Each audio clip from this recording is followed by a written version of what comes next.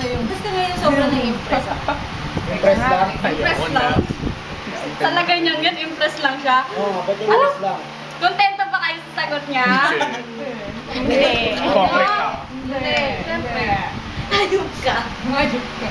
Tsaka wala yung, tsaka si Ken, parang walang masyadong pinapansin na babae sa clan. Pinapansin, sinabi niya yun sa akin. Walang choosy, no? Hindi, tsaka siya, yung parang lalaki, babae, yung parang wala siyang masyadong yung walang kinakarin ba, gano'n. Isa lang. Siya yung mapagbate, yung, babae, Okay, lalaki nababati ka. nga rin ako dun.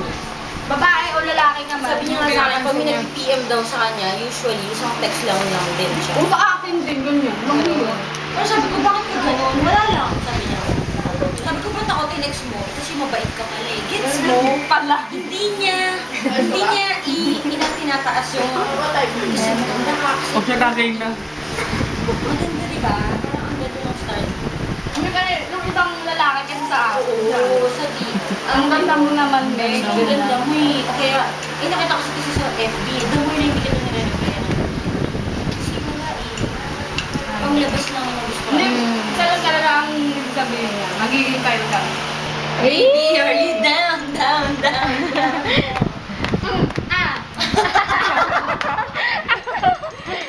Kaya nga.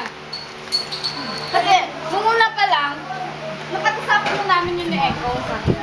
Parang iba si Meg ngayon. Iba ang ako ni Meg.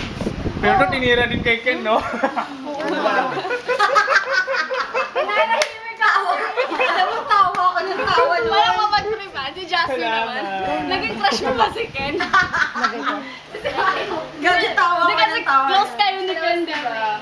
Lagi ang Doon ako natawa. Alam mo, nasa pantry ako noon. Tawa na tawa. Si Ken nagsumbong. Kasi sabi mo daw, ay, ikaw daw si Ken. Bakit? Hindi ako nagsabi. Sila Tasi, Nabea, kamukha ko daw. Hindi, sabi ni Kels. Kasi pinorward, nag-text to si Kels kay Ken, tapos pinorward sa akin, sabi, alam pre, si Makoy, nagpakilala sa akin. Si Ken. Nagsosuno ka dyan, ha? Kapayo. Niloloko namin yata noon, tapos nagtatawa na kami. Oo. Ay, gabi. Nag-CR lang mo. Pero, ayun lang yun. Bottom line doon, nagpanty ni Meg. Sobra. Swak yung... Pinatanda pa akong dalawang ginawa kong nino. Nakay na buyo ka kasi ng buyo. Tsaka si Ken, wala masyadong pinapansin na babae sa clan. Oo, wala. Hindi ako parang... May Tingnan mo to, uy, kung ko sa kabila. Teka lang, kita mo nag-record na ano. Nung anak Kaya ko. ka na, panin na.